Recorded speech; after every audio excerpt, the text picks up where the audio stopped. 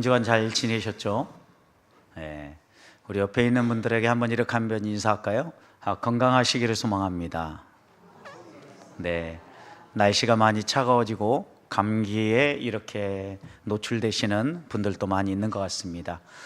건강하시기를 소망하고, 또 하나님이 건강도 주셔야 찬송도 할 수 있고 기도도 할 수 있고 하나님을 예배할 수도 있습니다.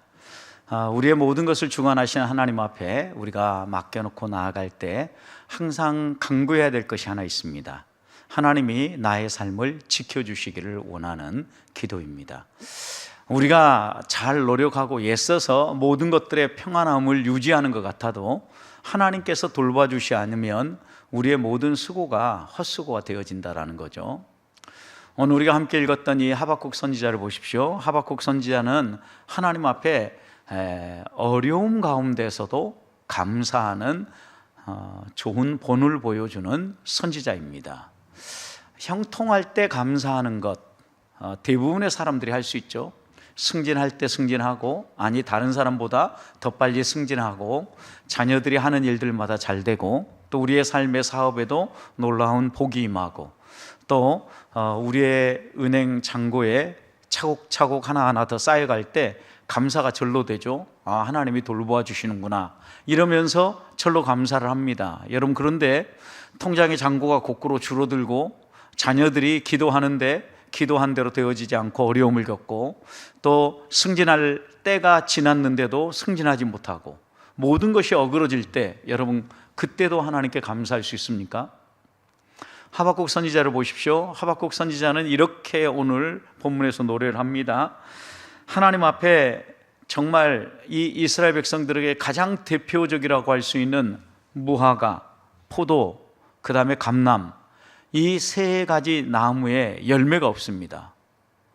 포도나무, 무화과나무, 감람나무, 이스라엘의 대표적인 작물이지 않습니까? 그런데 이게 하나의 열매도 맺히지 않고 완전히 초토화되어 버린 겁니다. 여러분, 이렇게 과실수가 좀 잘 안 되면 농사라도 잘 돼야 되잖아요. 그런데 오늘 본문에 보면 밭에 소출이 없습니다. 농사도 망쳐버린 겁니다. 자, 그러면 과실수가 안 되고 농사라도 망쳤으면 이 이스라엘 백성은 원래 본업이 무엇이었습니까? 목축업이었죠. 그러면 소와 양 목축이라도 잘 돼야 되잖아요. 외양간에 송아지가 없습니다. 우리의 양이 없습니다. 그러니까 뭐도 망한 거예요? 목축도 망한 거예요. 완전히 모든 게 다 망해버린 거죠. 대표적인 작물, 아무리 어려워도 포도, 무화과, 감람 가운데 뭔가 하나는 열매가 맺혀야 되는데 여기에 열매도 하나도 없어요. 밭에 소출도 하나도 없어요. 그리고 그렇게 이제껏 길러왔던 소와 양 한 마리도 없어요. 여러분, 이런 삼중고가 겹쳐올 때 과연 하나님 앞에 감사할 수 있느냐는 거죠. 여러분, 이런 삼중고가 다가왔는데 하박국 선지자는 여기에 또 하나가 더 덮쳐옵니다. 이스라엘이 망할 거라는 하나님의 경고를 받는 겁니다. 하나님이 경고하시는데 이 이스라엘이 망하는데 얼마나 심각하게 망하는지 16절에서 이렇게 고백합니다. 내 창자가 흔들렸고 내 입술이 떨렸고 하나님 앞에 덜덜덜 떨린다라는, 서 있지 못할 정도로 두려움이 있다라는 거예요. 왜요? 완전히 삶이 무너져 버리고 나라는 망해서 포로로 잡혀갈 위기에 놓여 있다라는 것을 하나님께서 이 하박국 선지자에게 보여주신 겁니다. 하박국 선지자는 이런 하나님의 말씀을 들을 때 마음에 고민이 하나 생겼습니다.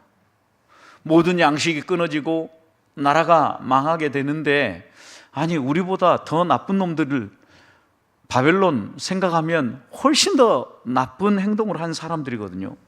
그런데 그런 사람을 사용해서 우리를 심판한다라는 게 하박국 선지자는 용납이 되지 않은 거예요. 적어도 우리보다 좀 더 나은 사람, 우리보다는 좀 선한 사람이 심판의 도구로 쓰여진다면 이해를 하겠는데, 우리보다 더 악한 사람들이라고 하면 오히려 그들을 먼저 심판해야지, 어떻게 하나님 우리를 치는 심판의 도구로 쓰실 수 있습니까? 이러면서 두려움과 함께 원망과 불평도 하박국 선지자 안에 솟아나고 있는 겁니다. 여러분, 그런데 그런 환경 가운데서 하박국 선지자는 오늘 여호와 하나님을 찬양하는 겁니다. 이 모든 것이 없어도 나는 여호와 때문에, 여호와 하나님 때문에 기뻐하고 즐거워하리라. 어떻게 이런 고백을 할 수 있었냐라는 거죠. 하박국 선지자는 하나님이 어떤 분인가를 알았던 거죠. 시편 103편 14절 보면 하나님에 대해서 이렇게 다윗은 노래합니다. 그가 우리의 체질을 아시며 우리가 단지 먼지뿐임을 기억함이로다.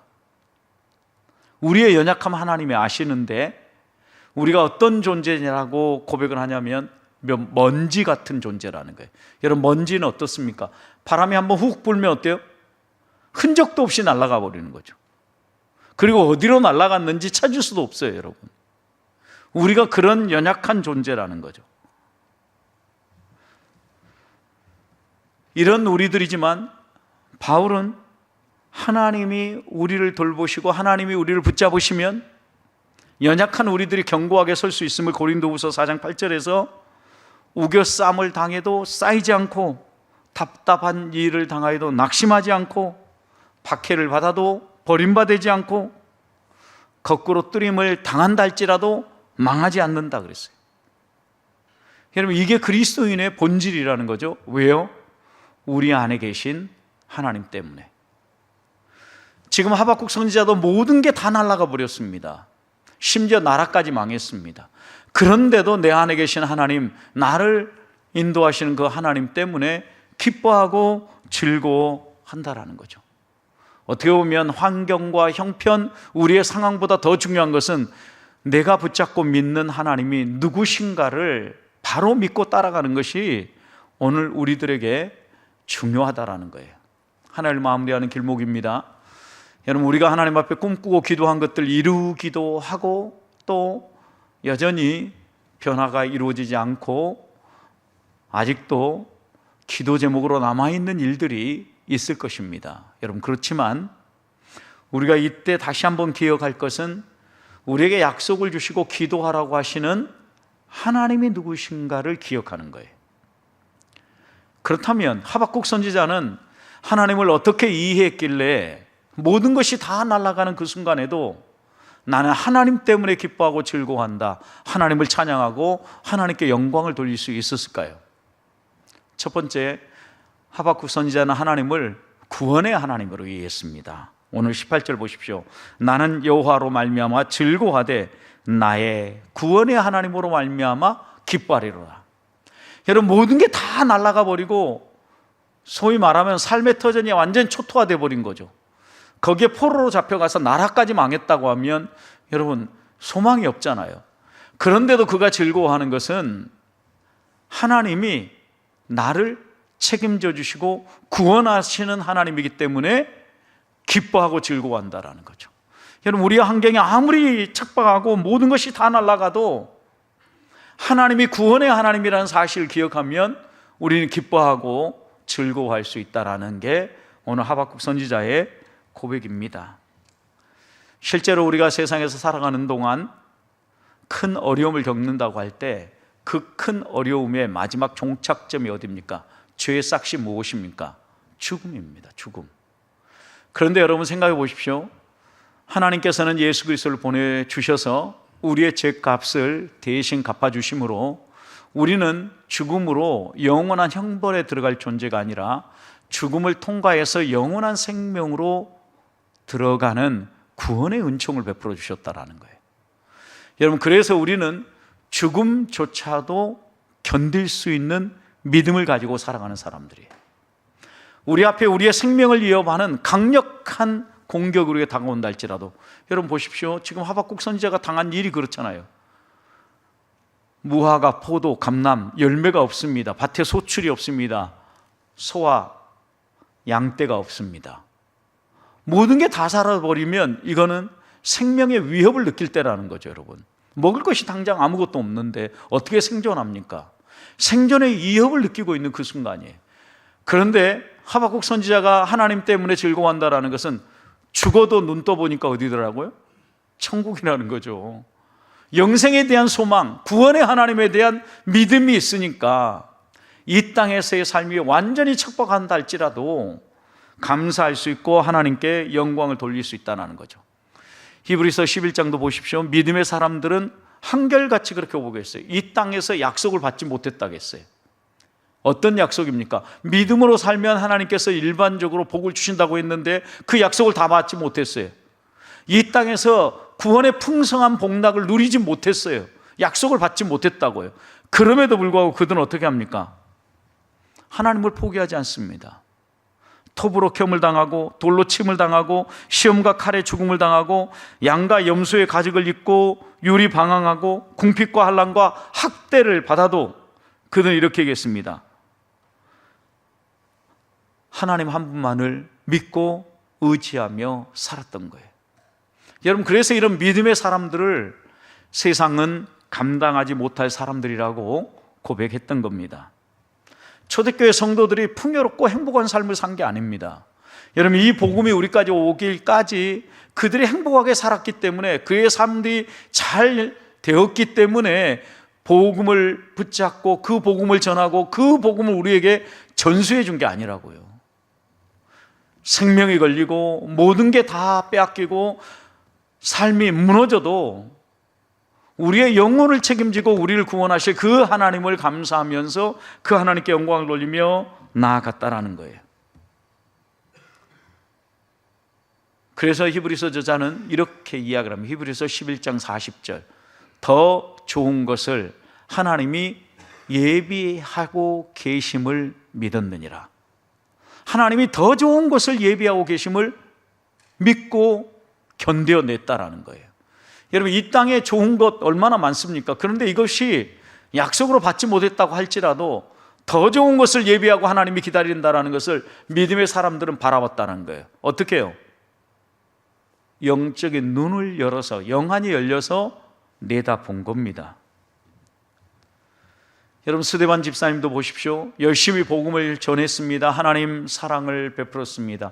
죽어가는 영혼들을 살렸습니다. 이렇게 목숨 걸고 주를 위해 헌신하고 초대교회를 세우기 위해서 자신의 모든 것을 드렸다고 하면 하나님께서 그 생을 지켜주시고 복을 주셔야 되잖아요. 근데 그 생의 마지막이 뭡니까? 돌 맞아 죽는 거였어요. 여러분, 그런데 스데반은 돌 맞는 순간에도 즐거워했어요. 기뻐했어요. 무엇 때문에? 구원의 하나님 때문에. 하나님이 스데반 집사님의 눈을 열어주신 거예요. 눈을 열어서 영안이 열려서 바라보니까 하늘에 계신 하나님께서 일어나서 자신을 맞이하는 것을 바라본 거죠. 아, 천국이 분명히 존재하구나. 구원의 하나님이 나를 인도하시는구나. 내가 지금 이제 하나님 나라에 들어가는구나. 감사하면서 찬송하며 기뻐했던 거예요. 완전히 이 땅에서는 망해버린 거잖아요. 세상 사람들의 관점에서 보면 완전히 망한 거잖아요. 그럼에도 불구하고 그는 영안이 열리니까 기뻐하고 즐거워하며 찬송할 수 있었다라는 거죠. 여러분, 우리가 한 해를 마무리하면서 하나님 앞에 또 기도해야 될 것 가운데 하나는 다른 것 때문에 감사하고 찬송할 게 아니라, 기뻐할 게 아니라 제일 먼저 나를 구원하신 하나님 때문에 감사하고 즐거워하자라는 거예요. 여기에서부터 우리의 신앙은 시작되는 거예요. 생각해 보십시오. 예수 그리스도가 우리를 구원하고 우리의 생명의 주인으로 이 땅에 오셨다라고 믿고 따랐는데 그분이 십자가에 매달려 죽었습니다. 제자들이 어떻게 합니까? 다 무서워서 도망가 버렸습니다. 그리고 한 집에 조용히 들어가서 숨어 있었습니다. 문을 꼭꼭 잠갔습니다. 왜요? 생명의 위협을 느꼈기 때문입니다. 두려워했기 때문입니다. 여러분, 그때 부활하신 주님은 이 제자들을 찾아가셨습니다. 그리고 이 제자들에게 제일 먼저 주신 게 무엇입니까? 숨을 내쉬면서 성령을 부어주셨고 너희에게 평강이 있을지어다 말씀하셨습니다. 실제 이들에게 필요한 건 무엇이겠습니까? 로마의 권력과 자신들의 생명을 위협하는 종교 지도자들과 싸울 수 있는 무언가 힘, 그리고 또 권력, 그리고 많은 무리, 사람들, 이런 게 필요하지 않았겠습니까? 여러분, 그런데 그런 걸 우리 주님은 찾아오셔서 주신 게 아니에요. 마음의 평안을 주셨고 어떤 상황도 견뎌낼 수 있는 성령을 부어주셨다라는 거죠. 여러분, 결국 우리들이 극한의 환경에 몰린다 할지라도 우리가 기뻐하고 즐거워할 수 있는 것은요, 우리의 내면으로부터 흘러나온다라는 거예요. 근데 우리의 내면이 변화되어지는 것, 우리의 마음이 변화되어지는 것은요, 거듭나는 거예요. 구원받는 거예요. 그래서 오늘 하박국 선지자는 나는 구원의 하나님으로 말미암아 기뻐하고 즐거워한다 고백했던 겁니다. 사랑하는 성도 여러분, 오늘 이 밤 나를 구원해 주신 하나님을 찬송합시다. 올 한 해 동안 간절히 기도했어도 응답되지 않은 일이 있다 할지라도, 아직 약속하신 것을 받지 못했다 할지라도 그것 때문에 낙심하지 말고 붙잡고 기도합시다. 하나님은 하나님의 때 하나님의 방법으로 일하십니다. 이 땅에서 받지 못한다 할지라도 하나님은 분명히 우리를 구원하실 것입니다. 이 믿음을 가지고 구원의 하나님을 찬송하며 하나님 앞으로 더 가까이 나아가는 성도들이 되시기를 소망합니다. 두 번째, 하박국 선지자는 모든 게 다 사라지는 그 순간에도 어떤 하나님을 바라보며 기뻐하고 즐거워합니까? 두 번째는 19절 보니까 여호와는 나의 힘이다 이랬어요. 여러분, 두 번째 하박국 선지자가 모든 게 다 사라졌어도 즐거워하고 기뻐한 이유는 하나님이 나의 힘이라고 믿었기 때문이에요. 여러분, 여기에 나의 힘이라 이런 의미는요, 힘이 있다라는 것은 능력이 있다, 무언가를 가지고 있다라는 거죠. 여러분, 뭘 가지고 있다라는 겁니까? 그 당시 고대 사회로 놓고 본다고 하면 여러 사람과 싸워서 이길 수 있는 군대를 가지고 있다라는 거예요. 군대, 싸워서 이길 수 있는 능력, 힘을 가지고 있다라는 거예요. 또 이 세상에서 살아갈 때 우리가 여러 사람들과 싸우면서 이길 수 있는 힘이 어디에서 나옵니까? 세상은요, 돈에서 나온다고 얘기합니다. 부요함인 거죠. 결국 부요함. 또 어떤 면에서 생각해 본다고 하면 우리 그리스도인들은 군대나 세상의 힘, 또 세상의 모든 것을 움직일 수 있는 돈, 재물, 이런 게 아니라 하나님이라고 믿고 있는 거죠. 하나님으로부터 흘러나온다라는 거죠. 여러분, 그러니까 오늘 본문에서 이 하박국 선지자는 모든 게 다 사라져 버렸어요. 힘이라고 붙잡을 만한 것, 열매도 없고 소출도 없고 소와 양떼도 없어요. 다 사라져 버린 거잖아요. 그래도 나는 힘이 있다라는 거예요. 그의 힘이 어디에서 나오는 겁니까? 하나님으로부터 나온다라는 거예요. 여러분, 성도는 하나님을 힘입어 살아가는 사람들입니다. 그런 점에서 믿음으로 산다라고 고백하는 거예요. 하박국 선지자의 고백이 무엇입니까? 의인은 믿음으로 말미암아 살리라, 2장 4절 분명히 이야기하지 않습니까?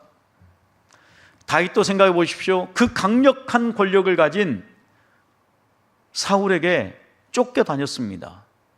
죽을 고비를 한두 번 넘긴 게 아닙니다. 그런 다윗이 사울의 손에서 건짐을 받고 노래를 지었어요. 그 노래가 시편 18편이에요. 시편 18편 시작을 어떻게 노래합니까? 나의 힘이 되신 여호와여, 내가 주를 사랑하나이다. 여러분, 다윗도 고백한 거예요. 가만히 생각해 보니까 자기가 정말 이렇게 이잡듯 쫓아다니는 사울의 군사와 권력에 몇 번 죽을 고비를 넘겼는데 그때마다 나의 힘이 되신 분은 여호와 하나님이었다라는 거예요. 내가 오늘 이렇게 다시 왕위에 오르고 내가 힘을 발휘할 수 있는 것, 하나님이 나의 힘이 되어 주셨기 때문이다. 방패가 되시고 요새가 되시고 힘이 되시고 산성이 되어 주셨다. 시편 18편 2절 이어서 고백하지 않습니까? 여러분, 이런 말씀을 보면 성경은요, 한결같이 우리의 힘이 무엇인가를 분명하게 드러냅니다. 이스라엘 백성이 출애굽에서 이제 가나안을 정복하기를 눈앞에 두고 있습니다. 여러분, 가나안 정복을 눈앞에 두고 있을 때 그들의 지도자가 바뀌게 됩니다. 왜요?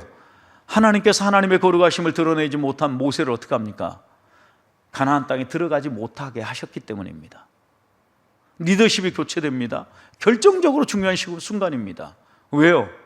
가나안에는 강력한 병거와 군사훈련으로 무장되어진 가나안의 7 족속이 살고 있었던 거거든요. 처음 정탐했을 때 그들이 고백했잖아요. 거대한 안악자손들이 살고 있고 우리는 그들 앞에 마치 메뚜기 같은 존재입니다. 강한 그들 앞에 우리는 밥밖에 되지 않습니다. 여러분, 이런 상관이에요. 이런 상관. 그런데 지금 이스라엘 백성은 그 40년 후에 지금 다시 돌아왔는데 열심히 군사훈련했습니까? 나라를 확대시켰습니까? 이들이 한 게 뭐예요? 광야 40년 동안 방황하면서 나그네 삶을 살고 온 거예요. 어떻게 보면 오합지졸이 되어 있는 거죠. 여러분, 그런데 거기에다가 강력한 리더십을 가지고 출애굽 과정부터 이 광야 40년을 이끌었던 모세가 세상을 떠납니다. 여호수아가 이 뒤를 이어 달리게 합니다. 여러분이 여호수아였다고 하면 여러분 마음 어떠해야 할 것 같습니까? 요즘 총회하는데 임원들 잘 뽑히고 있습니까, 여러분? 우리 교회 안에서 총회하는데 여전도회, 남전도회 각각의 회를 담당하는 거, 그것에 비하면 지금 여호수아가 담당하고 있는 짐이 어떨까요, 여러분? 비교 안 되는 짐이죠. 비교 안 되는 짐. 우리는 1년 동안 열심히 잘하면 한 해 한 해 마무리할 수 있지 않습니까? 그리고 또 회원들이 힘을 모아서 같이 협력하지 않습니까? 여러분, 그런데 이거는 단순히 이스라엘 백성의 협력의 문제가 아니에요. 싸우면 100점 100패할 가나안을 정복하는 일이 눈앞에 있거든요. 이렇게 두려워하고 떨고 있는 여호수아에게 하나님이 찾아오셔서 말씀해 주십니다. 여호수아 1장 6절 7절 뭐라고 얘기합니까? 두려워하지 말라, 강하고 담대해라. 두려워하지 말라, 강하고 담대해라. 여러분, 계속해서 이렇게 하나님은 반복해서 여호수아에게 얘기합니다. 여러분, 우리가 두려워하고 걱정할 때 하나님은 한마디로 딱 얘기하는 겁니다. 두려워하지 마라. 이유가 뭡니까? 내가 너와 함께하기 때문에. 그러면서 한 가지만 여호수아에게 당부합니다. 내가 너에게 말한 여러 가지 말씀들, 율법들 이런 거 있지 않느냐? 좌우로 치우치지 말고 그 말씀을 묵상하고 그 말씀이 교훈하는 대로 살아라. 그러면 어디로 가든 형통하게 해줄게. 여러분, 하나님의 말씀을 묵상하고 그 말씀의 의미를 깨닫고 그 말씀을 내 삶에 적용하며 순종하는 삶을 살라는 거예요. 그러면 이 세상의 모든 걸 다 잃어버리고 아무것도 가지지 않고 가나안의 7 족속과 이스라엘 백성의 싸움이 전혀 경쟁이 되지 않는다 할지라도 형통하게 해주겠다. 내가 이기게 해주겠다. 왜요? 하나님이 나의 힘이시기 때문입니다. 여러분, 우리에게 이런 믿음이 있어야 돼요. 그래야 이 세상 가운데서 우리가 견디며 나아갈 수 있다는 이야기예요. 사랑하는 성도 여러분, 여러분의 힘이 어디에서 나온다고 생각합니까? 여러분이 가지신 겁니까? 여러분 이제까지 맺어가고 있는 인간관계입니까? 저는 하나님이 되기를 소망합니다. 하나님이 우리의 생명의 주관자일 뿐만 아니라 생사화복을 주관하시는 분이십니다. 그분이 나의 힘이시라고 하면, 그분 손 안에 있다고 하면, 주님 품 안에서 살아간다고 하면 어떤 어려움을 만나도 견뎌낼 수 있을 뿐만 아니라 하나님이 계획한 대로 우리를 이끌어 가시리라고 믿습니다. 이 믿음을 가지고 이 밤 나의 힘이 되신 여호와여, 내가 주를 사랑합니다 고백했던 다윗처럼 또 오늘 내가 여호와 때문에 즐거워합니다. 그분은 구원의 하나님이고 그분은 나의 힘이시기 때문입니다 라고 고백했던 하박국 선지자처럼 하나님을 찬송하며 기도하는 밤이 되기를 소망합니다. 마지막입니다. 하박국 선지자는 또 하나님을 어떻게 이해했습니까? 하나님을, 나를 승리케 하시는 분이라고 믿었어요. 자, 보세요. 구원의 하나님, 나의 힘이 되신 하나님, 그 다음에 나를 이기게 하신 하나님. 오늘 말씀 19절을 보십시오. 나의 발을 사슴과 같게 하자 나를 나의 높은 곳에 다니게 하리라. 여러분, 어떻게 보면 사슴을 예를 들어서 비유해서 나의 발을 나의 높은 곳에 다니게 해주겠다, 여러분 높은 곳에 서게 하겠다, 이 말씀은 승리자가 되게 해주시겠다라는 은유예요. 하박국 1장 11절 보면 여러분, 바벨론 사람들, 이스라엘을 심판하려고 했던 이 악한 자들을 어떻게 묘사했냐면 그들은 자기들의 힘을 자기들의 신으로 삼는 자라 그랬어요. 그러니까 내가 가지고 있는 힘, 군사력, 마치 고대 그리스 로마에서는 강한 자, 스파르타처럼 이렇게 강한 자가, 힘 있는 자가 가장 정의롭고 가장 옳다라고 강조하며 가르쳤던 것처럼 이 바벨론의 이 무리들, 갈대아 사람들도요, 자신들의 힘을 신으로 삼고 살았어요. 여러분, 그런 그들이 이스라엘을 심판하는 게 옳습니까? 라고 하박국 선지자는 계속해서 질문한 거예요. 하나님, 이건 아니지 않습니까? 라고 이야기를 한 겁니다. 여러분, 그러니까 하나님이 이런 하박국 선지자의 의문, 기도, 어떻게 보면 또 불평에 대해서 응답을 해주시는데 2장 14절을 보십시오. 이렇게 이야기합니다. 이는 물이 바다를 덮은 같이 여호와의 영광을 인정하는 것이 세상에 가득할 거다.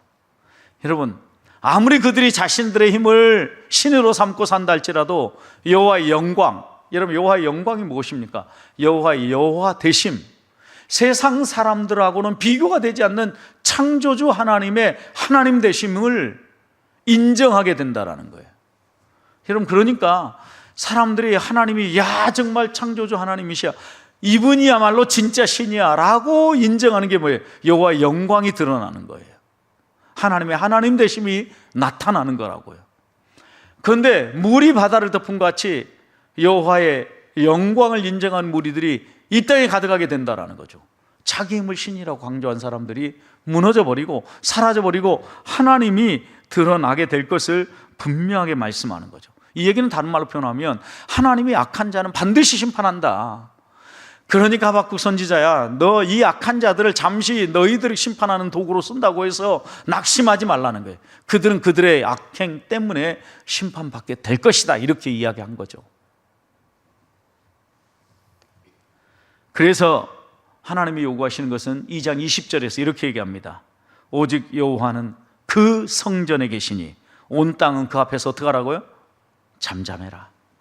하박국 선지자야, 불평하고 원망하지 마라. 잠잠하고 있어라. 여호와의 영광이 물이 바다를 덮은 것 같이 이 땅에 가득한 그날이 오고 있다.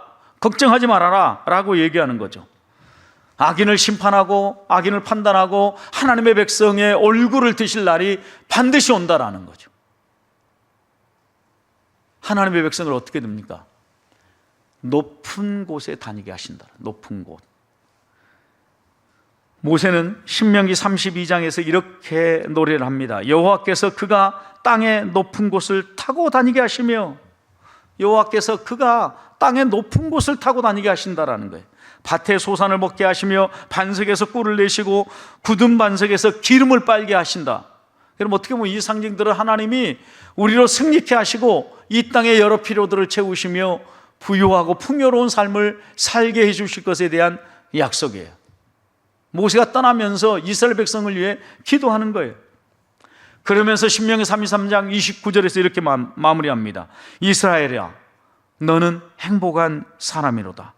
여호와의 구원을 너같이 얻은 백성이 어디 있느냐? 그는 너를 돕는 방패시요 내 영광의 칼이시로다.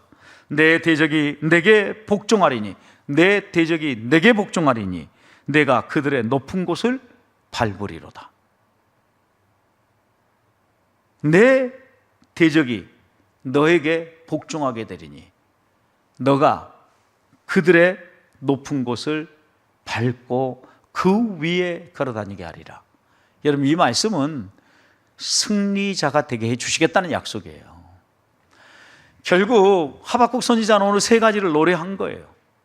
하나님이 나의 구원자이기 때문에, 내가 그 하나님 때문에 모든 게 다 없어져도 감사하고, 하나님이 나의 힘이시기 때문에 나의 모든 게 다 날아가도 하나님을 찬송하고, 결국에 마지막에 하나님이 아무리 우리 주변에 강한 자가 우리를 심판하고 우리를 꺾고 우리를 괴롭힌다 할지라도 그들 밟고 높이 서며 승리자가 되게 해 주실 것이기 때문에 기뻐하고 즐거워한다라는 거예요. 사랑하는 성도 여러분, 하나님이 우리의 구원자이시고, 하나님이 우리의 힘이시고, 하나님이 우리의 깃발, 승리가 되심을 믿으십니까?